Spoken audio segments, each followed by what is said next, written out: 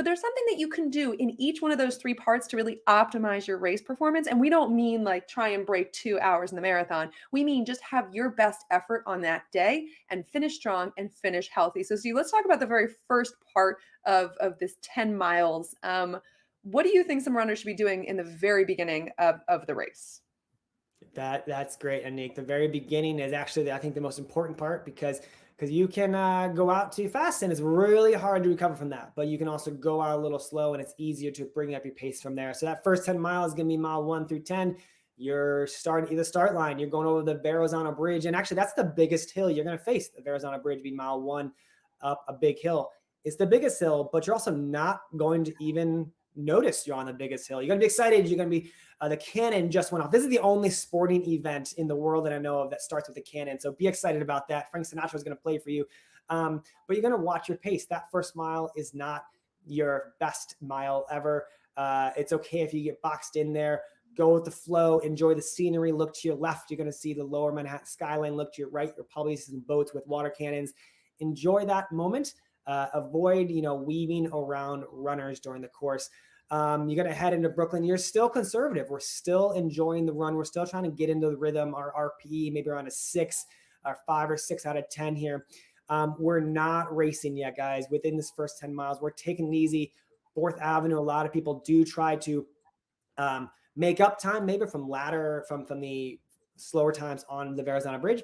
Resist kind of pushing the pace here. If you're staying with a pace team leader, just stay put right behind them, follow that sign, and let them do all the hard work. So we're still taking nice and easy, and that 10 miles is going to take you to the second 10 of the 10 rule. Annick, what are we doing through that 10-20 mark of the course? Absolutely. So you have crossed 10 miles and you've now got a nice 10-mile stretch to really get some great work in. This is when, in running, we call it waking up. So presumably you've got through the first 10 miles, you haven't expended any extra energy, you haven't raced the Verrazano Bridge, you haven't raced everyone around you, and you haven't let that very exciting emotional energy that is just buzzing through the crowd, you haven't let it affect you. So you've gone out too fast. So when you arrive past that 10 miles, now you're looking from 10 to 20. This is when you really want to dial into your race pace effort. And so you should find out, if you have a race goal, what your race pace is supposed to be. So let's just say that you look at your marathon time that you want and you find that you have to run 9:30 miles to accomplish that. This is the time for you to really wake up and really focus about those 9:30 miles and really figure if you can knock them out. Now, it's hard to be a metronome as a runner. 9:30, 9:30, 9:30, hitting mile after mile. Most of us cannot do that. There's very few runners that can, and they're very special in that way. So what you need to do is start to really gauge your effort and try and keep it even as you accomplish your distance. Also during this section, if you are really off pace and you feel good, this would be a time to slowly pick up some seconds. You don't want to say, oh man, I'm like a minute behind. I'm going to run the next mile a minute faster. You're going to say, okay, I've got 5 miles. And I'm going to get rid of 10 seconds every single mile. So this is when you can start to do that math and you really start to think about how to cut off some time if you have a pace goal. This is a great time to look around you. Who in the group that you're near is running a pace like you? Can you sort of be, 6 distance away, but can you be in sort of a group running together? And can you have that shared energy to carry you through 20 miles?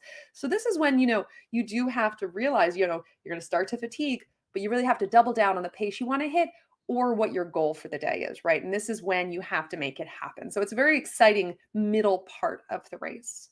And Coach Steve, that brings us to the last 10K. What are runners thinking about in this 10K, 6.2 miles? Last 10K, as Annick said, that's going to take you to mile 20, which is in the Bronx. So this is a lot of times also where our training has taken us to. Our last long run, which might be this weekend for a lot of you, it's been 18, 20, 21 miles on average for us. So for the new runners, we're in a no man's zone, as I call it. We haven't ran more than this. And as Annick said during that latter part of the second 10, how are you doing with your pacing? Are you sticking to around those 9:30s? You're hitting 9:20s, 9:40s, but you're averaging that time. And this is the point, mile 20, 21 is where you can dig deep. And also I like to think of it as why I signed up for this race. All those memories I had during my long runs, those hard runs, dig deep and figure out once again, why did I sign up for this? Did I sign up for a charity? I'm running for other people maybe. And that's going to help motivate me and give me that energy to run the last 4 or 5 miles left of the race that I haven't ever ran before? Or is it, to beat my time from the tight year before? Or is it, just to complete it? So remember what those goals are and why you signed up for this race. It's going to help give you the last kind of oomph to get over that last wall, the last hurdle of the race. Keep in mind, guys, there's one last significant kind of hill on the course that is not a bridge.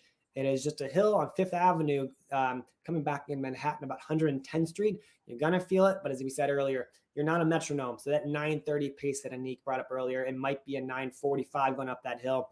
It scared me the first time I ran this course. I didn't know there was a hill there. I thought my pace was dropping. I thought I wouldn't hit my goal time, etc. But I was just on a hill. So keep that in mind. But you do have a lot of downhills in Central Park, a lot of rolling downhills, a lot of flats. And this is where you are giving it your all. You're kind of at the last fastest pace you can go. If you're running with a group of people or a pace team, it's okay to leave those people at this point. You'll see them later at the finish line, and you want to give it all you can here. And this is why we tell you a lot of times to hold back. It's for the last 10K of the race, because if you go out too fast early on, you're not going to have that energy to jump ahead ladder in the miles. So keep that in mind. 10-10-10 rule, guys, and figure out your race strategy for each of those 10 miles, and 10K segment. Annick, we also tell a lot of runners, especially early on, about nothing new on race day. And we do have some questions about Marathon Village, which I really don't want to get to, but nothing new on race day. What does that kind of mean for those runners? They're going to go to the expo. They're going to buy some cool New Balance gear, which is amazing. What about race day? What should they be doing? 26 miles is a long time to go with a new t-shirt on, new shorts, or eating something new, right? There's no room for error at that distance. And so when you are racing a marathon, we really recommend that you train, you eat, you wear, and you do the things that you've done in practice. And so that in the practice for most of us means our long runs. That's been the distance that's most closely replicated the 26.2 mile marathon distance. And so we truly mean that if you see something on the course and you've never eaten it before, we really don't recommend you eating it. If you are on the bus heading to the start and someone tells you about a new training technique or a new way of running, put it in your back of your mind for your next race. But for this marathon, you stick with what you've been training to do. This also means that if you've been training at a 9:30 pace, you all of a sudden don't start racing at an 8:30 pace or something of that nature. You really want to tap into what you've been doing that has been successful. And this is a perfect time to do that assessment now. What have you been doing that's been successful? And how can you recreate that on race day? So there is nothing new on race day. For many of us, it means thinking about the start village and just small things like, does your phone have enough battery? It's very common to be in the start village and you spend that time on your phone listening to music, and you don't account for the fact that you have never listened to your phone, you've never used your phone as an audio device for 2 hours before your long run. So you really have to think about creating that race environment in these last few long runs that you're doing. Really test all your tech, really plan what clothing you want to use, choose your nutrition options really well, wear the same socks. I mean, we are creatures of habit as runners. You want to be the most boring person on race day, nothing new, go with what you know, and really thrive in that environment, because new things are usually not welcome. Surprises, there are rarely no good surprises in marathons. So really tap into doing what you know works for you. I like to say, if I haven't worn it, ate it, smelled it, thought about it, breathed it, I'm not going to do it race week. It's important to stay away from all that. And then lastly, don't race before the race. This is important, guys. You only get a medal for 26.2 miles. So give yourself extra time before the race. I don't want you sprinting to your bus because you're going to miss it. I don't want you sprinting to the start line because you got a ladder bus or the ladder ferry. You want to give yourself extra time to get to that start line. Like I said, your medal when you cross that finish line is for 26.2. Now this also applies to on the course. Make sure you're running as close to tangents as possible. Avoid the wide turns as much as possible. Look ahead to see what turns are coming up. Look at the course map beforehand so you're making those right-hand turns after 4th Avenue and then to the left, stuff like that. So you know kind of where the course is leading you.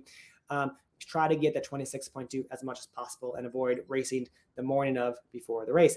Annick, we have a ton of questions coming in here and a ton of shout outs. I really want to get to these because this is what the chat is all about.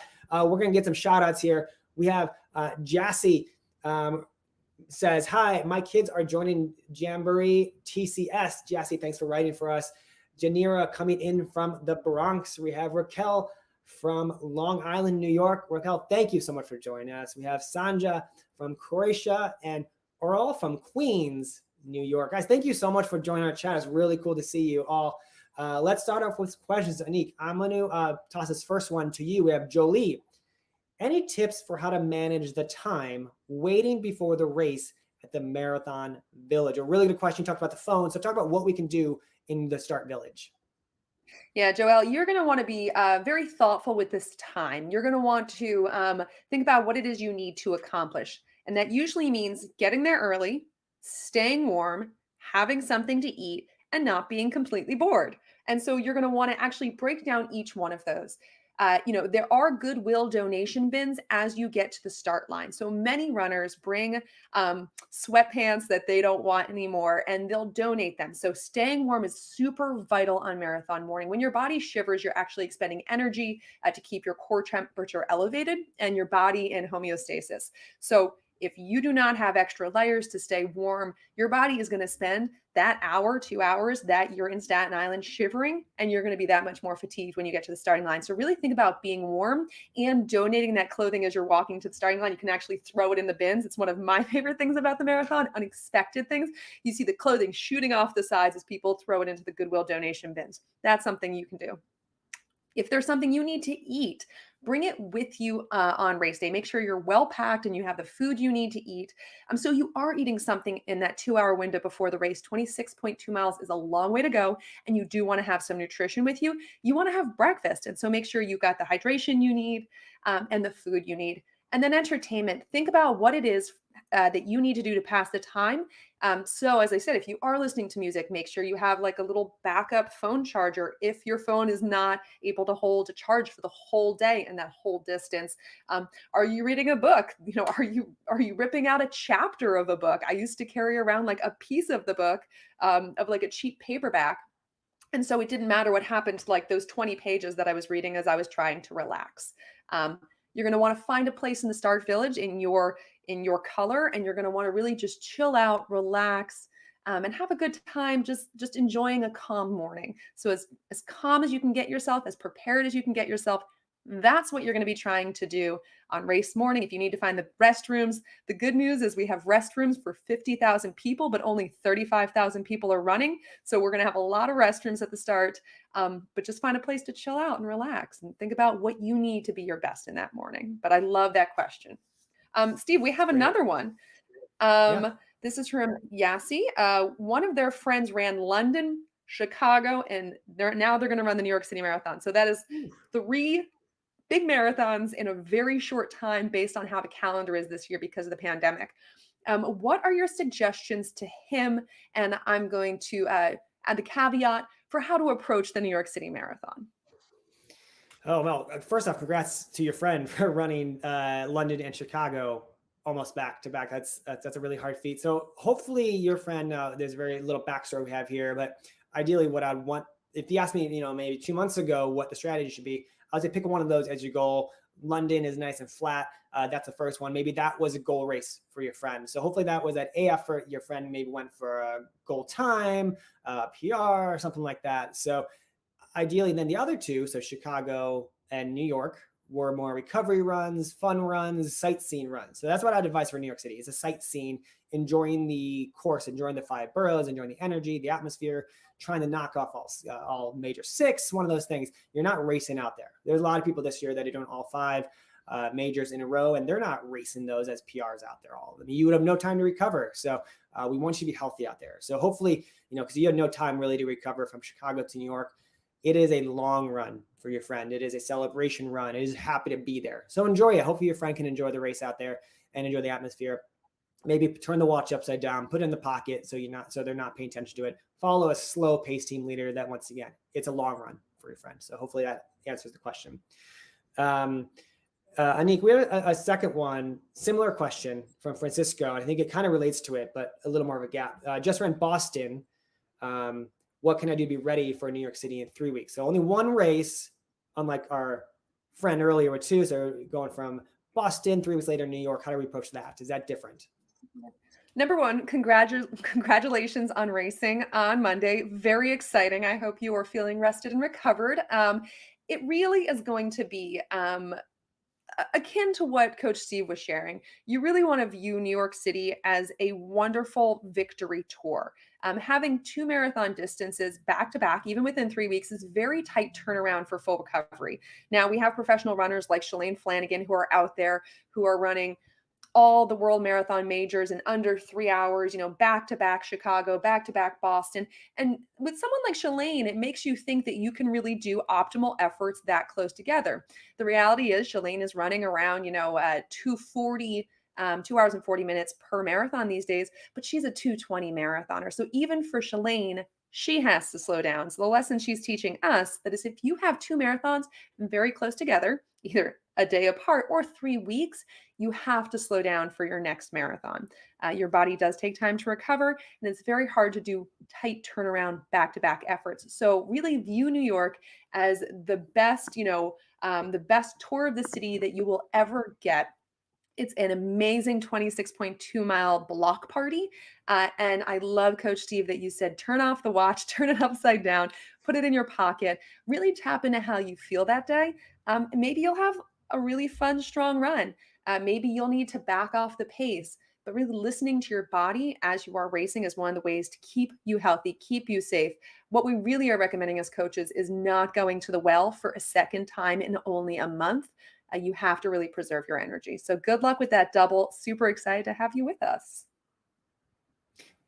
Jassy actually wrote a question in. Can you guys show us the official t-shirt we're getting this year? Jassy, I would love to. Unfortunately, I haven't seen it. And I know a lot of runners are excited to see that shirt on race day when you pick up it at the expo. You'll grab it once again when you pick it up at the expo. But as Annick said, nothing new on race day. So you have not ran 20 miles, 26 miles in that shirt that you're going to be picking up. I wouldn't recommend wearing it on a race day because you don't know how it's going to hit you at 20 miles or 18 miles, how it's going to hit the armpits, the stomach, all that stuff. So wear it after you finish the race. You can put it in that recovery bag for you. And then after you finish, you can put it on and put it on for Monday, Tuesday, wear it any day afterwards. My advice, once again, pick it up, enjoy it, put it on the expo, make sure it fits properly, and then put it back in your bag and wait until after the race. Annick, let's talk about Taper Town. As you guys writing questions, I love it. Keep the questions coming. Questions about the marathon or any race you have coming up. But for those running the marathon, Annick, we have what's coming up as Taper. Now, usually, some runners are in it now. They did the last long run while most runners will be coming up after this weekend. Talk about what is tapering, what happens to the body during that time. Yeah, so tapering is when you reduce volume and intensity of your training to let your body recover. And it's a weird way to frame it, but when you do run, your body is ever so gently forced to adapt. So you have very gentle muscle tears, your body is fatigued, your levels of adrenaline are decreased, your immune system is slightly suppressed. All of this helps your body adapt to the training. And so you can become fitter and stronger. And it's we call it getting in shape, but we also know that getting in shape makes you tired. And so what the taper does is it is like a band-aid at the end of a full, robust training plan. And it's especially important during the marathon because that is such a high volume training plan. So many miles you're running very far pretty frequently. That band-aid, which is usually 2 or 3 weeks at the right before your race, allows your body to really recover. So your muscles are going to be fully repaired for race day. Your immune system is at 100%. You are literally getting all the physiological benefits of taking some rest. And one of my favorite things, Steve, during this time is a lot of runners think that they're going to be detrained. So when they cut back on their mileage, they start to go for shorter runs. They start to reduce the really hard workouts or very far distances they're going. One of the common fears they have is that they're going to all of a sudden fall out of shape. They're going to be detrained in this few week window. And the truth is that they're not. You do not get that out of shape that quickly aerobically.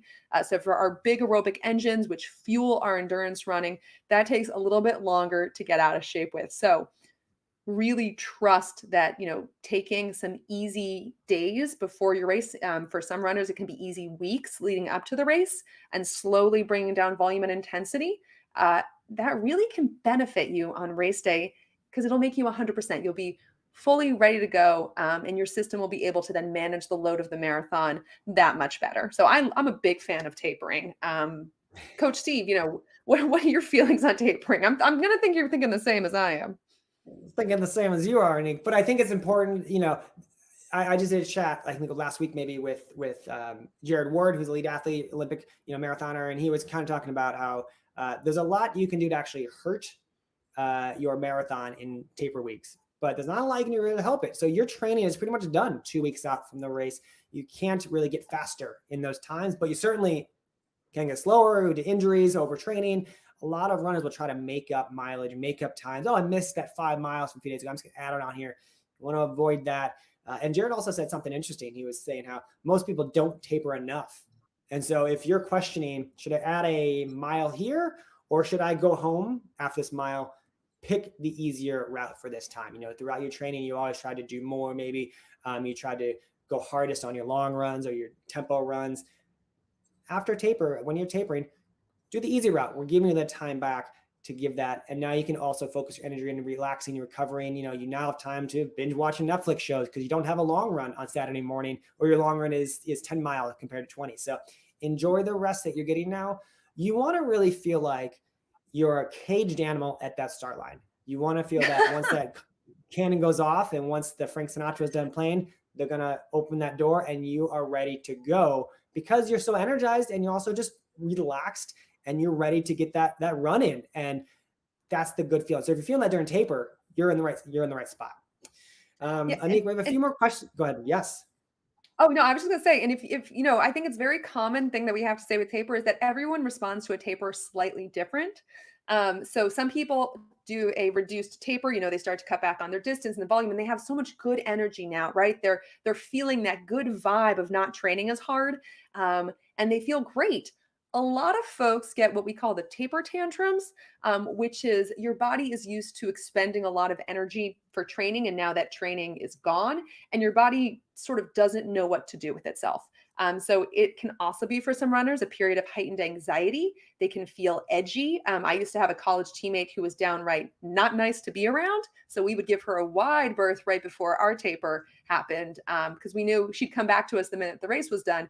But while she, was having sort of a mood disruption because she had so much extra energy and her body wasn't feeling great. Now, the good news is it doesn't matter if your taper feels great. It doesn't matter if your taper feels terrible. On race day, your body has that full recovery and is ready to go. So don't read too much into how your taper goes emotionally. Some people love it, some people hate it. Everyone will be ready to go on race day if they do actually, as Jared Ward and Coach Steve here say, they really do pull back on pace and volume. So good luck. I love the taper. I was always like, taper. I want to watch something on TV. I don't want to go run.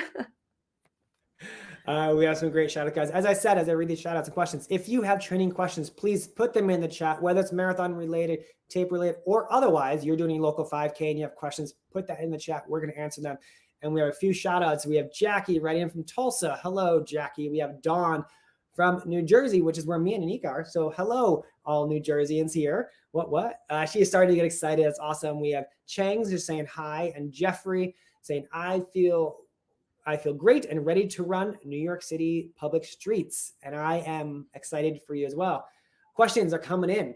Annick, we'll toss this one from Randy over to you.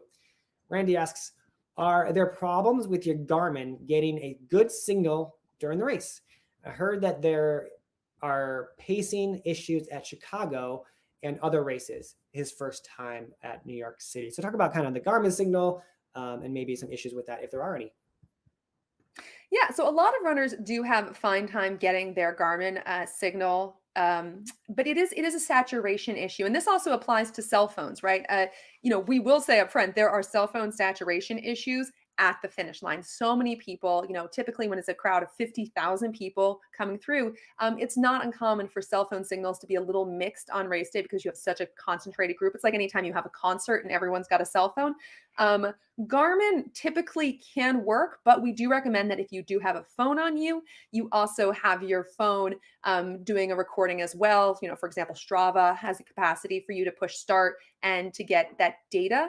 So it really depends on how data driven you are. If you're a person who needs the data. It's extremely important for you. You want to be able to review your data. We do recommend having two methods, the cell phone and the Garmin going. If you're a person that, likes it, but it's not going to upset you if, for example, a mile gets a little wonky because of a reception, or you're going over a big body of water and there's a signal might feel like it's not quite connecting. If that doesn't upset you, then I wouldn't worry about it. Most folks do come through fine with their Garmin signals. But it depends on your, the level of data you want and how accurate you want those readings. So sometimes having that backup phone is a good way to manage it. Love it.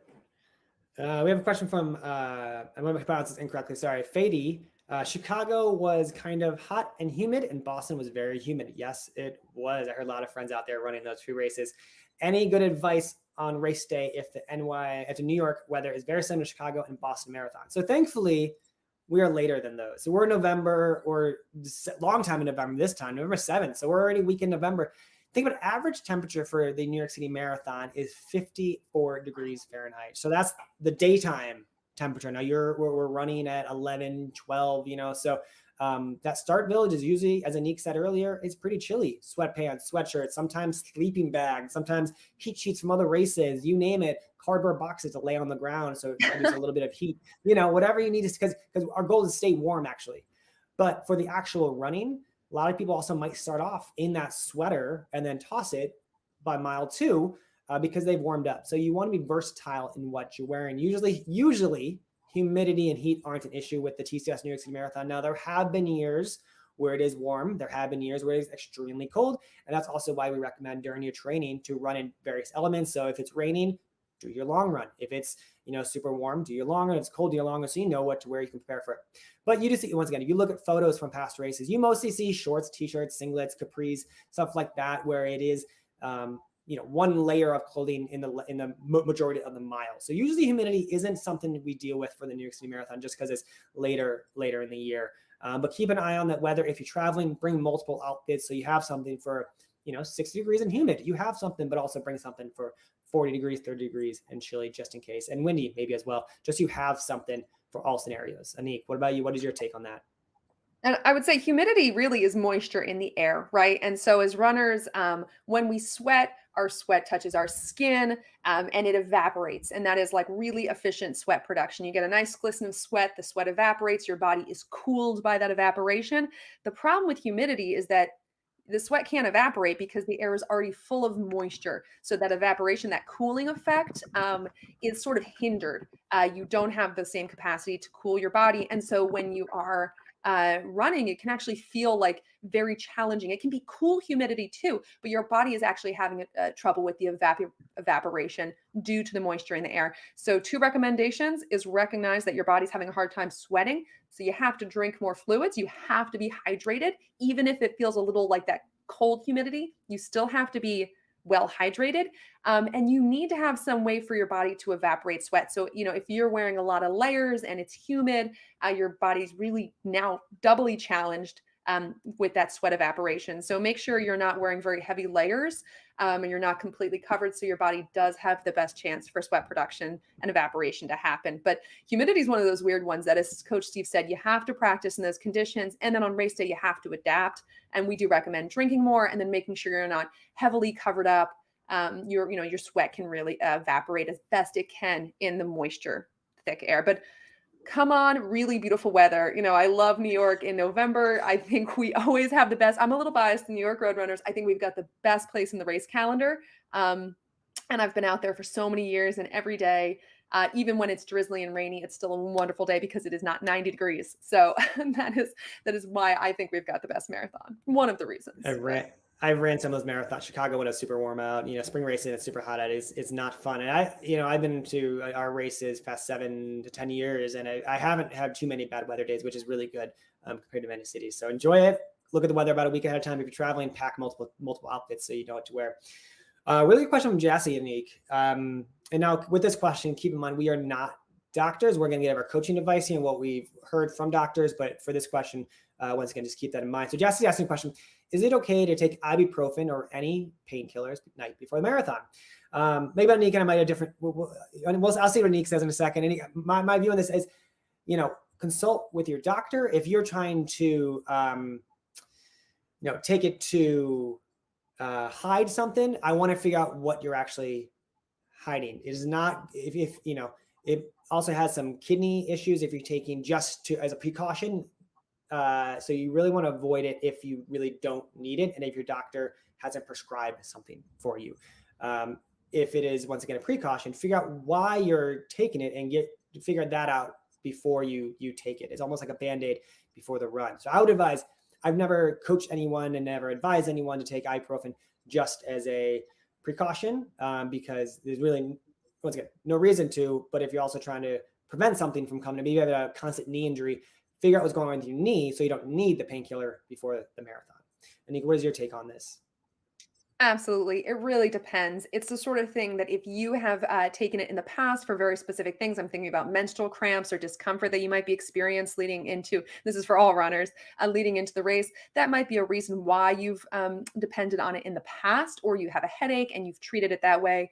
With full engagement with your primary care physician, right? So this is something works for you.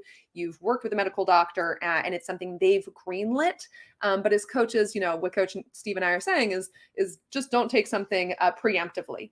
Don't take preemptive pain medication, or don't take something that you haven't worked with your doctor to know if it works for you. So it really depends on who you are as an athlete and what you and your medical team have done in the past that works in that space. So And Coach Steve, nothing new in race, I've got to nothing new in race day, race week, absolutely, yeah. We need nothing new on race week shirts, and we just need to go around with like sirens and being like, "Have you eaten that gel before? What shirt are you wearing?" Okay, I'll be the Have nothing you new had on that race week. massage beforehand? Have you No, had you make that sure nothing in massage race before? week. Yeah. Have you walked all over New York City before and exhausted your legs? No, I don't think you have. Go back to your hotel and lie down. I'm a very specific kind of coach. So we've got one other question too I want us to get to, Steve. And this is about the Club Rise2RUN. Yasi says this club has a lot of runners who are running first time. They've never run a marathon before. What is your suggestion to them? Coach Steve, Ooh, do you have any suggestions for the Rise2RUN club? yeah. Jassy, great question. I think a lot of runners out there for the first time, marathoners or first time TCS New York City Marathon. My biggest advice is honestly have fun. There's a lot of things that Annick and I said. You're gonna, we're doing core strategies before the marathon coming up. You're gonna get advice from left and right. You've had a lot of great questions today. There's a lot of questions, a lot of advice, but you need to have fun out there from all of your runners, because I still remember my first marathon was 2010 New York City Marathon. I soaked in, and I still remember the airplane flying above with a banner, saying "Good luck, runners." I still remember the feeling I had passing all of the musical acts, the bands, the cultures in Brooklyn, going through, the first time going into First Avenue and feeling the energy and the vibe. And I felt like I was in the Super Bowl, take it all in, remember everything. Your finish time for your first race, I like to say, put it out the window. It doesn't matter, because you can have a second one. Know what your, per mile range should be, as Annick was talking about before, so you don't go out too fast. Once you have a successful and a happy finish. But as far as what your watch says at the finish line, as long as you had fun, you finish with a smile, they're going to hand you that medal.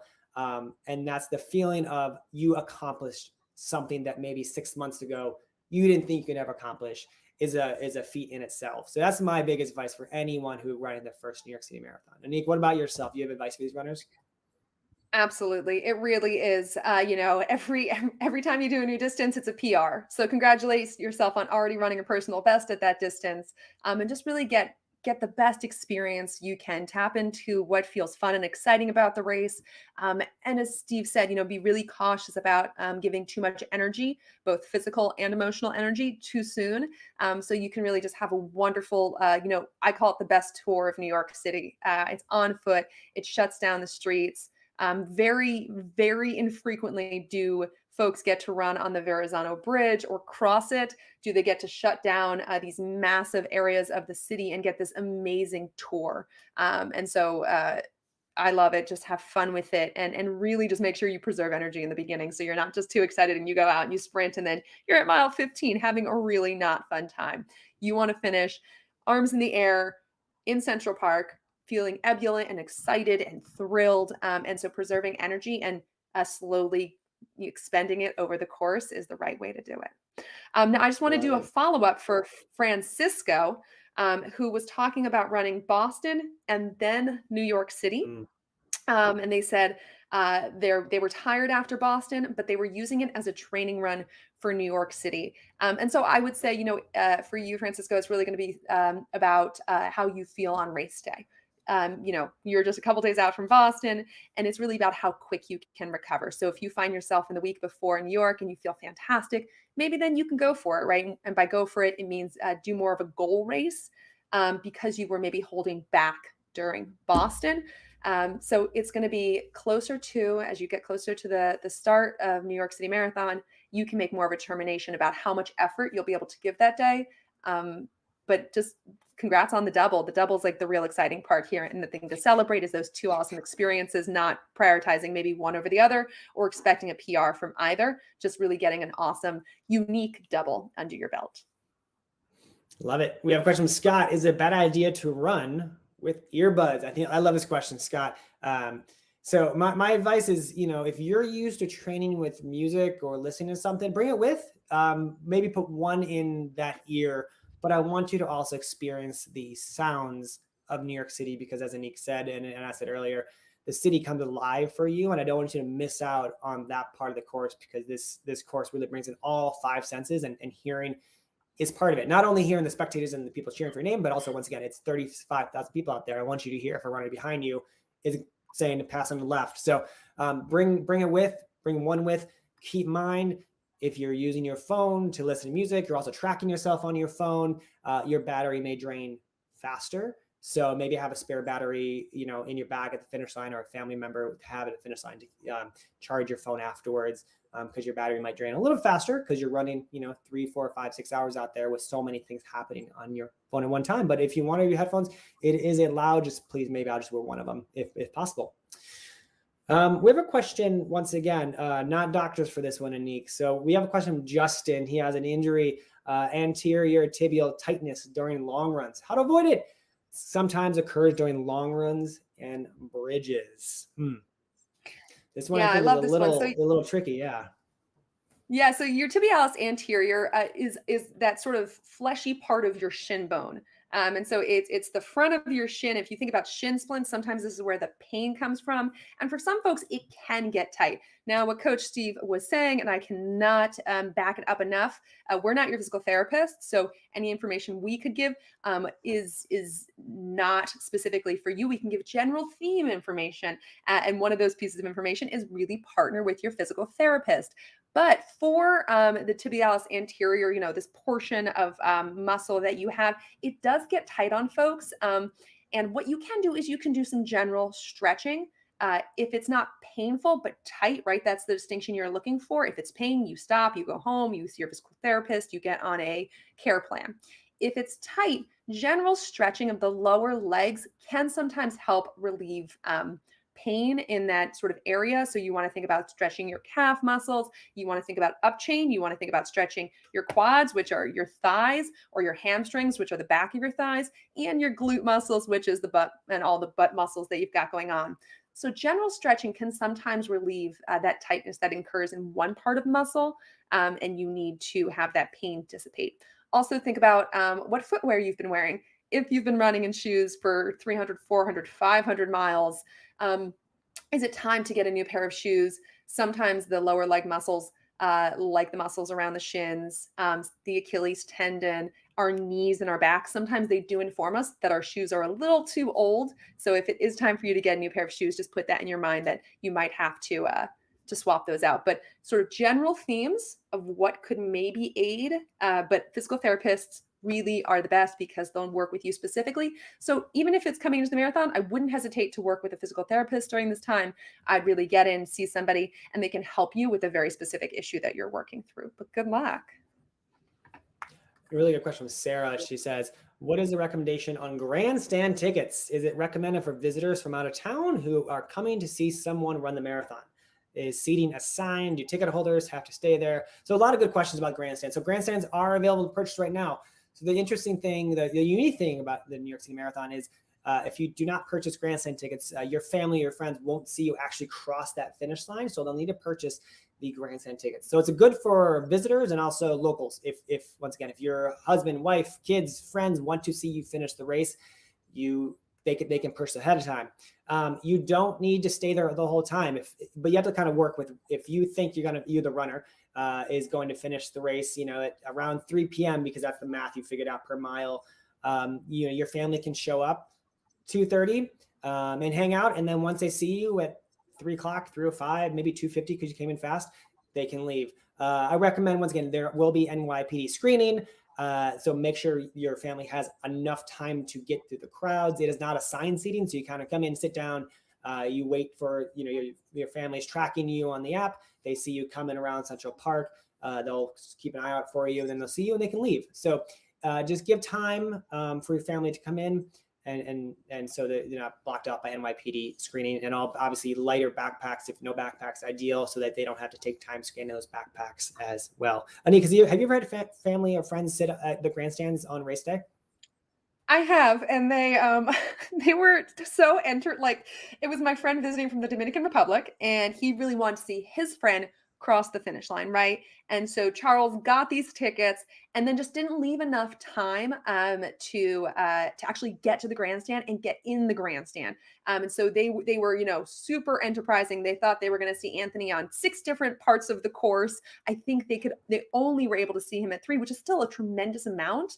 But they thought they were going to zigzag using cabs and the subway and get to every single spot. So by the time they saw Anthony, over in part of Manhattan, Anthony actually beat them because he was moving faster than they were. And so they actually missed out on their grandstand tickets. So the point is, if this is something you want to do, it's a great way to see your runner cross the finish line.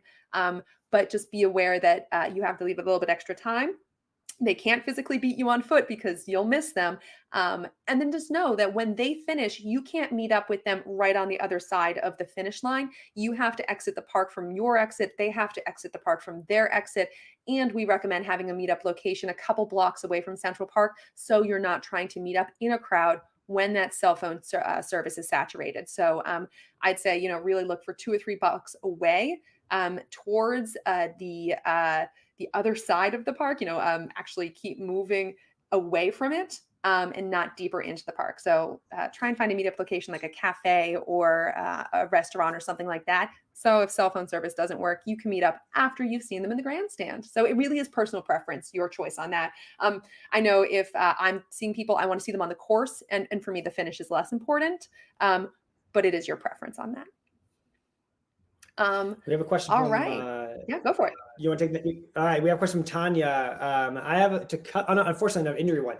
I have to cut back on my training as shin-calf pain is appearing. So nervous to halt my training plans. I have a half this weekend and a trail race in 2 weeks. Should I stop everything or try to run through it and out the necessary mileage need for the marathon? So I guess the trail is a trail marathon, I'm assuming, in 2 weeks. So this is a tricky one, Tanya. Once again, we are not doctors. We don't know really what's going on. Shin calf pain can mean many different things. It could be shin splints, could be something in the calf, could be many different things. I don't like runners running through pain. That's a disaster. That's a disaster waiting to happen, where it could turn into stress fractures where you're out for 6 months or longer. I've had that before, and it's really not worth it. I would first get an appointment with your physical therapist or your doctor. That's the call you're going to make right now after you finish this chat. Pull back your running. So you can still train while injured. You need to find something to get that heart rate up and substitute the training. Once again, you're in 2 weeks for the race, so you actually don't have much training left to do. You're actually in taper phase. So I would rather you hop on elliptical, go in the pool, cycling, something that you're not putting impact on that shin or calf area. You can still get the heart rate up. If you can walk without pain, that's also good. You just gradually get the heart rate up, and you're tapering right now for your race. For your half this weekend, which do you want to have a good half or marathon? I'm assuming the marathon is kind of your goal, so you might need to skip the half this weekend. Looking at what priority for you and what your doctor says, because if this half's going to kind of put you in a red zone for this injury, you might want to pull back or not race it, more of a long run, so you're not pushing that injury more. But once again, the first phone call you got to make here is your doctor's, and you can still do some training, but find something that's not going to impact that calf shin area going forward. And then after your races, really figure out what happened, what caused it, and make so it goes away for your next race.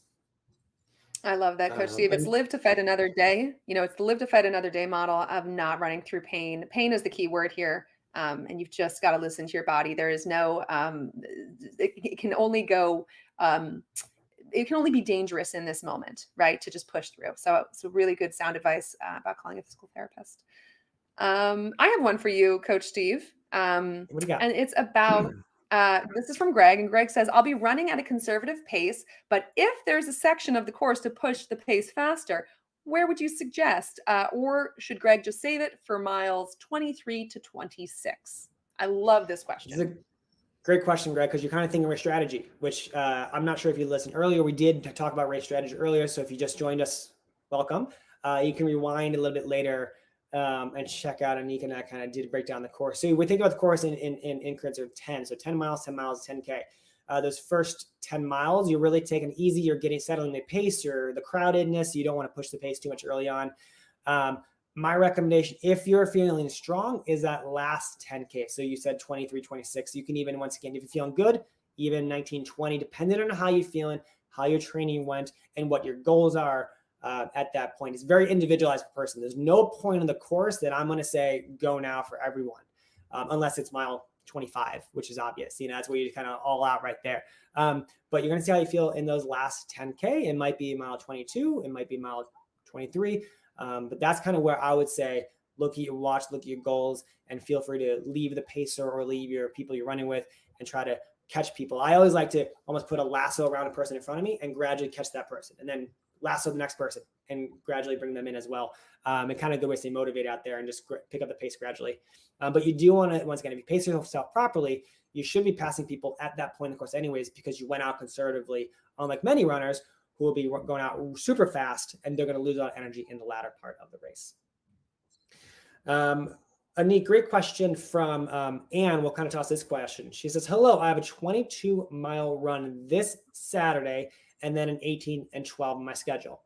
Is this tapering? Do I need to teach out to my coaches? Reach out to my coaches. There you go. Thank you so much for tips. So talk about tapering. We talked about again, what is tapering? What is she doing here? Yeah, Anna, you are doing tapering. This is the reduction in mileage and volume, mileage and volume. So you're actually seeing your long run decrease. Every coach, I'm glad you're working with a coach, so you can always reach out to your coach. But this is tapering. And so they might have it look a little bit different. Some runners do a really hard taper where they have, almost nothing going on the last week. Some coaches like to have their runners really reduce volume, this sort of beautiful at 22 and then 18 and then 12. It's almost like a step down, right? That 12 miles should feel pretty comfortable for you, and it really shouldn't take too much out of your body. So of course, if you have questions, concerns, you want to check in, you're exhausted, that would be a great time to check in with your coaches and say, hey, I might need a little bit more rest. Coaching is a partnership. And so while your coaches are going to make recommendations for you, they're not reading you the gospel truth. So you have to also lay over your experience with the training and say, you know what, I think that might need to be, that 12 miler, it might need to be an 8 miler or something of that nature. And the difference between 8 and 12 is so minimal. But really, figure out how you can be the most recovered on race day. But yeah, they've got you on a reduction plan. It's part of your taper to get you ready for race day. So good luck, Anna. I love that question. And then this is a question from Dennis. Dennis says, I ran 18 miles in Central Park. Do you think it's appropriate to use that pace for the marathon? Coach Steve, what do you think? Is that a good test of the marathon? Yeah, it really is. If Central Park is also a harder course than the marathon. You're doing Harlem Hill. I think if you did the 18, that's I think 3 Harlem Hills. You're doing 3 Cat Hills. You're doing the 3 Sisters many times. So none of those hills you actually run on race day. And the biggest hill, like I said, mile 1. So it is a really good, even though it's less miles, it's 8 miles less. It is a really good test for how you're doing. If you can hold whatever pace that is, let's say a 9-minute per mile pace, maybe that 4 hour is a good goal time for you. And once again, that course, I believe, is harder than the New York City course because of just so much elevation gain. It's nowhere on that course is flat in Central Park. So you should have a good race, and that's a good starting point. Now you can adjust, once again, ladder miles, but it's good kind of start off, once again, using that 9 minute per mile. You can use a 4-hour pacer. You can kind of start 9:15s to see how you're adjusting overall. But also look at your past long runs. What have you been averaging for those long runs? Don't just take one run as this is what I'm going to do. Look at past results from maybe a race you did a few weeks ago if you have anything. Maybe you have some last long runs, maybe a 16 miler. What did you do for that race, for that long run? And use those as kind of to see how your training is going. But really good question. I'm glad you're planning that out now. Yeah. We have a lot of questions. I was going to take one from Ingrid, and then Coach Steve, you let us know when we have to wrap. But I love these questions. Yeah, go for Ingrid. Take Ingrid. I like this question too. Ingrid asks, friends and family, can friends and family be inside the park to see you run without being in the grandstand? You really don't want to be in Central Park. The way that the course goes is that Central Park is like a long, skinny rectangle, and the course goes down one side and comes up and finishes on the other side. If you're in the middle of the park, it's really hard to get out of it. If you're a local New Yorker and you live by Central Park and you know it really well, you probably can figure out like the small under bridge area that can get you through and inside the park, and then you probably know how to exit really easily. But understand it's pretty high security around the park because we want runners to be safe, and we really do partner with the NYPD.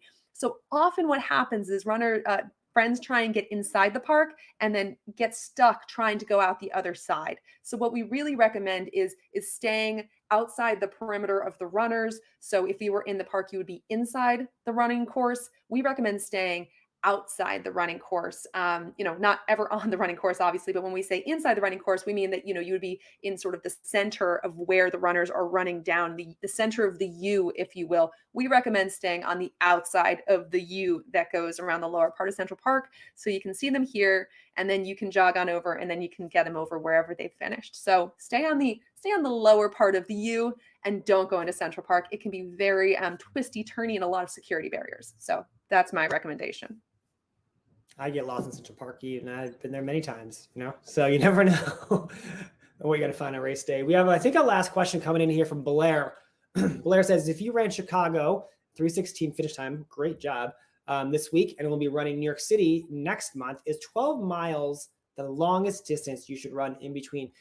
Blair, really good question. It's going to vary from person to person. And he talked about the taper earlier. It's really going to vary person to person. Some people might only do 8, some might do 16. It's really going to vary how your recovery is going. So the number one thing is recovery. You're not doing any super long runs, and that's all relative. You're not doing any speed workouts. You don't need more training for New York. It also depends on, you did 3:16. Is that your A effort, or is that relaxed run? I'm not sure of your running background. So if that was A effort for you, New York is maybe going to be a little slower than that. Treat it like a celebration run, recovery run.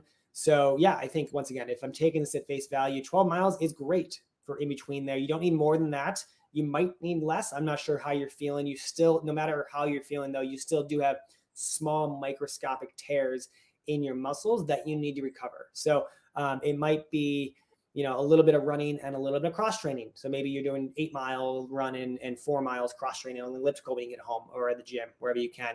The key is recovery. So once again, you can do a lot to negatively affect your body at this point. And you want to try as much as you can do to recover. Sleep is key. Nutrition is key. Water is key. And then if you can do a few miles here and there, that's also going to be key. But you don't need a max amount of miles during this time. Coach Steve, I think we've reached the end here. I don't see anything. I think we're good to go. I think we've got tremendous questions from our runners and our running community, and they're just the best, most excited, and they make me excited. So thanks for tuning in today, runners, and for sharing your awesome questions with us. We love breaking down strategy and taper. I'm so excited, guys. I can't wait to see. This is our last coaches chat before the TCS New York City Marathon. I can't wait to see everyone at the start line or at the finish line this year, or at the expo. You never know. So we will be around, guys. Thank you so much. Good luck to the runners, and we'll see you next time.